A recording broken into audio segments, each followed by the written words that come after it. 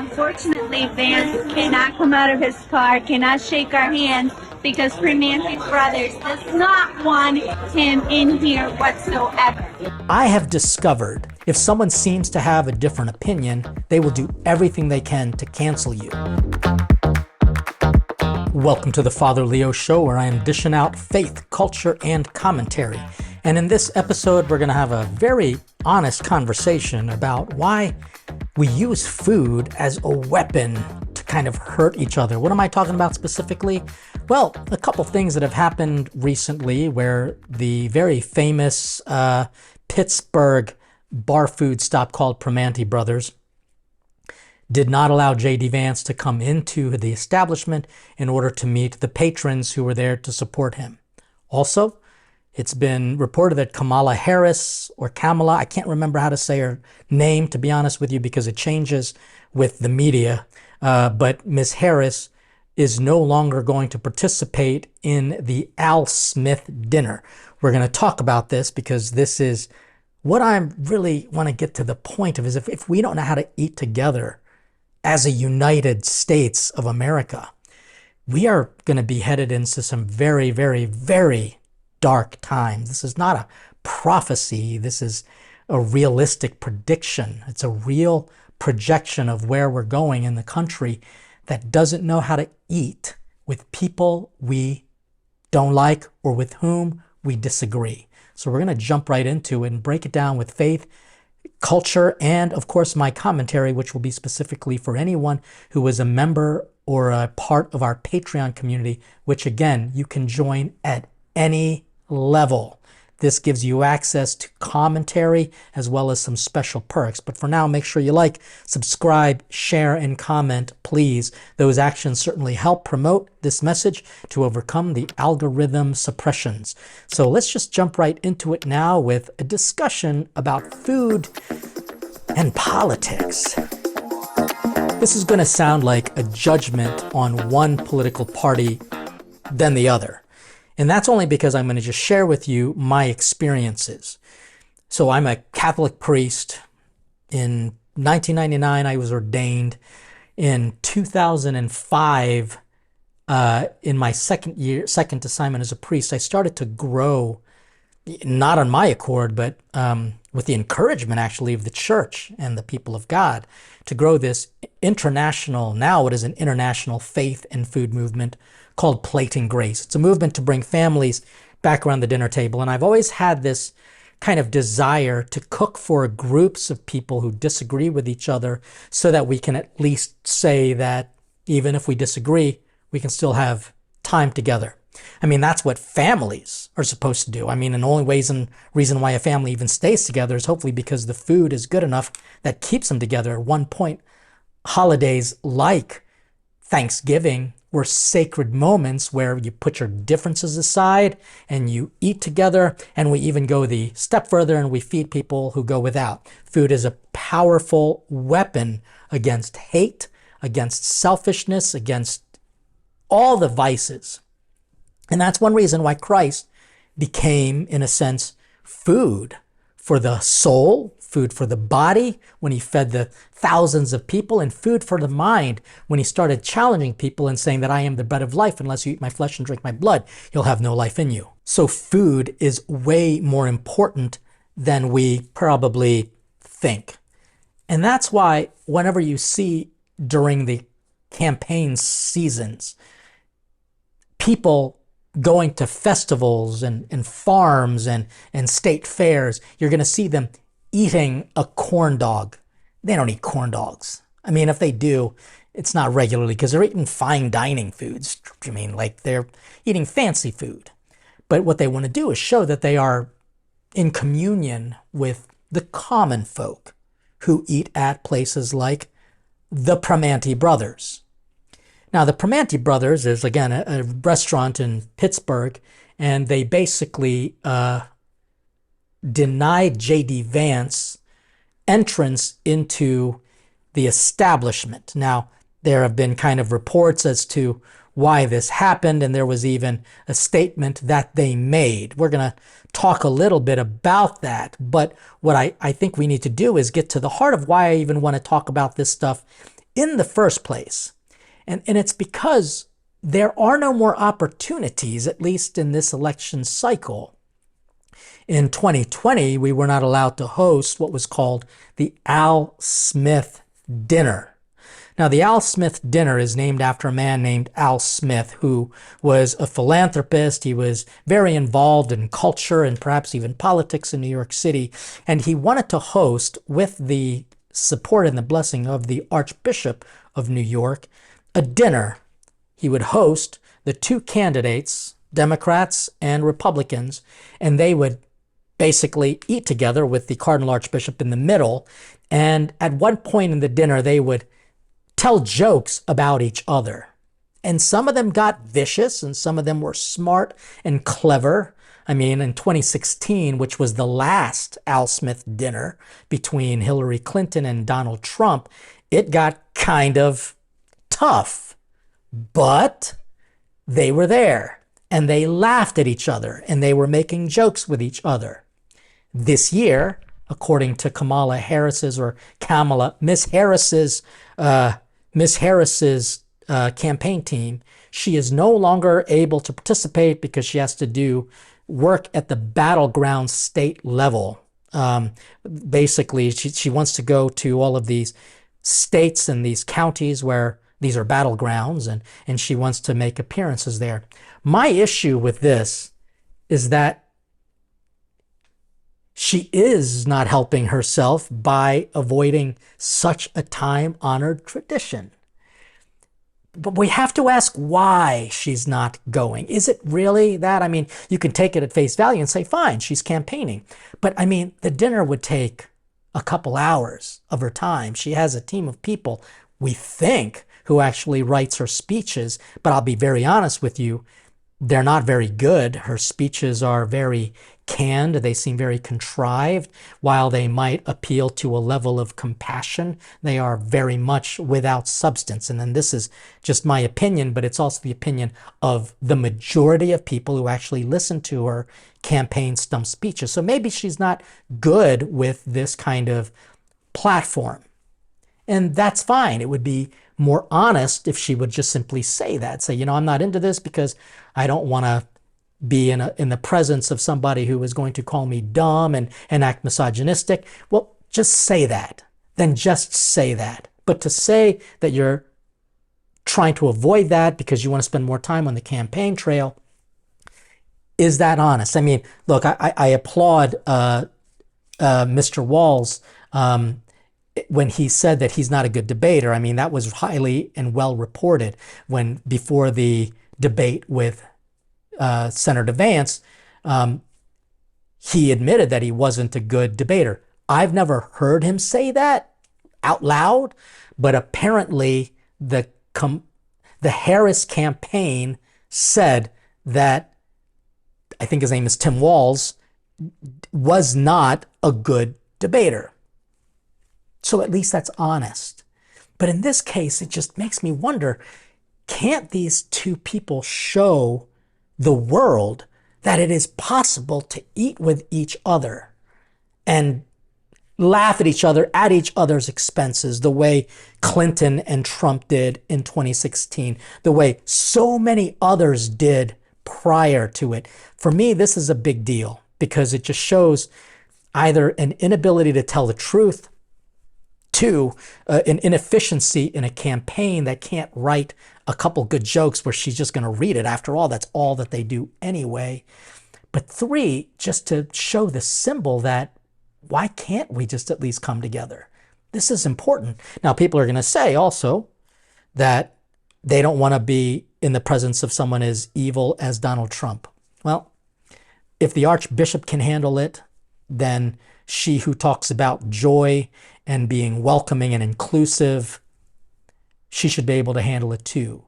As far as the whole campaign not having a lot of time, well, this is something that they should have factored in because it is a very influential, not in New York, because everyone obviously in New York is going to vote in a certain way, but it's at least influential for those Catholics who are a major voting bloc to at least see some personality. I should do at some point an episode on my problems with the Harris-Walz policies. Not attacking their person. I think they have deficiencies and they are not above reproach. If you can throw it at Donald Trump, and we all know what his deficiencies are, and it's almost like you're welcome to talk about him that way, but if you say anything critical about this party's policies, then we're going to be labeled a whole bunch of hateful things like homophobe, anti-this, anti-that. And that's really not true at all. But my point is about the food. And why?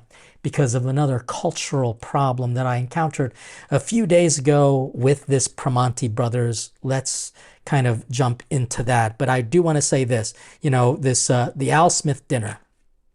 It's really quite disappointing for me to see that such an opportunity like this that could have done so much good in healing people and showing that people can rise above the differences and have a meal together. It's just unfortunate. Cardinal Dolan mentioned something to the effect that he was disappointed. I mean, he's not going to blame anybody. He was disappointed. And he talked about how the last person who didn't go to the dinner lost all 50 states. And so, he's incredibly intelligent and witty. And I think he's just sincerely disappointed because he can be a bridge healer. He can be a bridge to heal these two parties that are kind of going at each other. The real challenge is we don't know anything about what Miss Harris actually believes. I mean, again, most of her speeches are very contrived and her interviews are not very good because she kind of skirts policies. She's kind of chameleon-ish in that way. She talks in a very folksy fashion, which might be the vibe that some people are looking for. But I also think that people are looking for a person of substance. And substance means, can you take a joke? Can you give a joke? Can you laugh at the other person's expense politely and properly? And can you also laugh at your expense? It seems that there are movements that want to protect her from that. And that is very unfortunate. So let's jump into the culture, though, of the Pranti brothers. This is a major restaurant in the western Pittsburgh area. Listen, I'd love to do the business that they're doing, and I wouldn't turn a soul away from the Gastro Social, which is our restaurant space. So let's just jump right into culture, food, politics, and the problems that I have with the way one party deals with it. So what I want to do is I want to just show you a clip of the chaos that ensued and then kind of break it down because there's a lot of things that kind of have surfaced since then. So let's take a watch. It's a riot. The manager went outside, told them they need to leave. They will call the police if he comes out. Unfortunately, he cannot come in. So what's going to happen is that they're going to take down our name, all our information, so the next time the kitchen crew's running out because everyone's canceling their orders. Everyone just cancel all the orders, and we're just paying for what we drink, and then everyone's leaving. But yes, unfortunately, Vance cannot come out of his car, cannot shake our hands because Pranti Brothers does not want him in here whatsoever. So that is what's happening. Yeah. There you go. That we leave. Yeah. We are now fans of Pranti Brothers. Terrible. So it just looked like real chaos. So the scenario is a group of people wanted to meet J.D. Vance. He makes a stop there. The manager walks out, tells him he can't come out of the car. He can't walk in the restaurant. If he does, they're going to call the cops. Now, the Pranti brothers make a claim that that's not what happened at all. In fact, they make this kind of big placard sign that says Pranti Brothers has been owned by Garnet Station Partners Private Equity since 2022. The restaurant was filled with Vance supporters who had ordered food and drinks waiting on the senator to arrive. Once he did, he was told he would not be welcomed in the restaurant. Vance paid for the meals and thanked them for coming in the parking lot. Now, that is kind of the story. But then the Pranti brothers say that he's always welcome. He says that their manager was overwhelmed by the number of people, and that he would be welcome anytime, but they would need to call and update the restaurant, which I can understand. If just a mob of people just overwhelmed us, we would be up the proverbial creek. But there are stories out there that suggest that that's not what actually happened. I mean, even J.D. Vance walks out afterwards and he says this. So he was in Primanti Brothers for 2 minutes. Thank you all for coming out. Thank you, JD. Let's take photos. Look, I think what happened is she just freaked out a little bit because there were a lot of people and she didn't want to make her restaurant part of a campaign stop. We went in there, we paid for everybody's food, we gave them a nice tip, and of course when I gave them a nice tip, I said, no taxes on tip. It's all right. Don't hold it against her. She just got a little nervous, but it's a great local business. Let's keep on supporting it. And most importantly, November 5th or before, go vote. Let's go win this thing.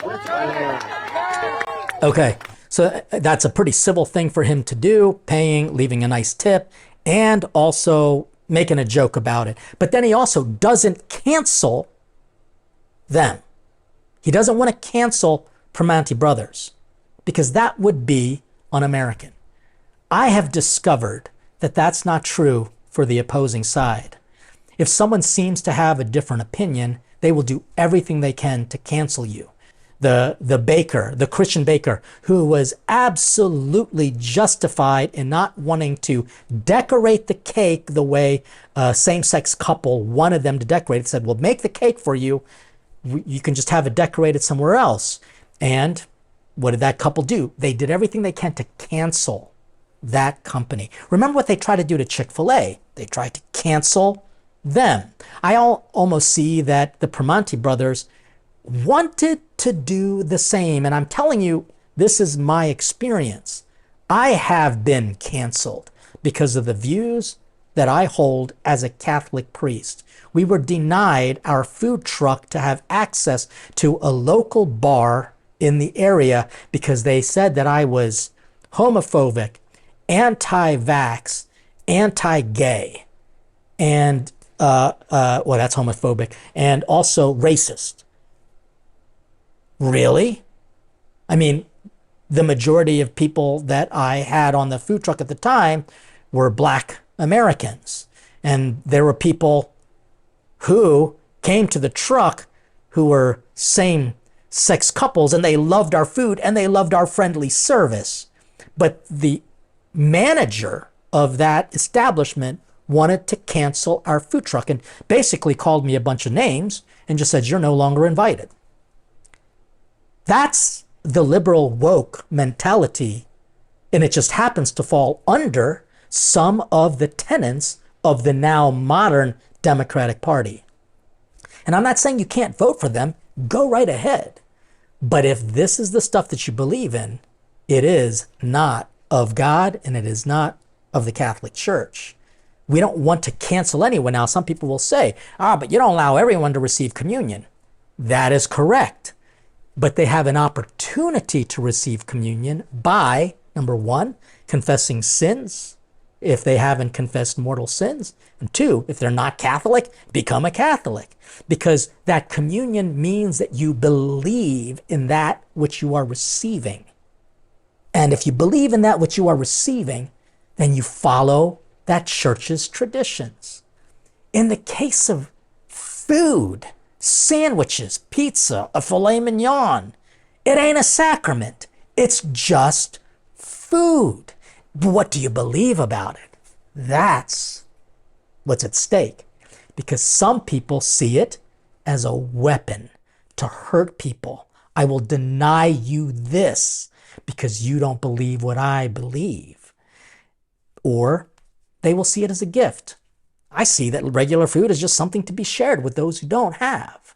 That is just normal. So when you look at food from the sacramental point of view, namely the Eucharist, there has to be prescriptions because we have to understand and believe what it is that we're receiving. But when it comes to food, it ain't a sacrament. It can be a sacramental if you bless it, but it's still just food. What do you believe about it? Do you believe it's a gift to be shared, something that helps bring people together, or is it a weapon that you lodge against each other and keep people apart? These are my issues with it. But what I think I find more frustrating is this, and this is something that came about now. Some people are claiming that Miss Harris visited Pranti brothers after. I can't confirm that. I believe that she actually was there before J.D. Vance was, and apparently she had notified everybody that they were coming. But here's the difference of how the notification took place. So check this out.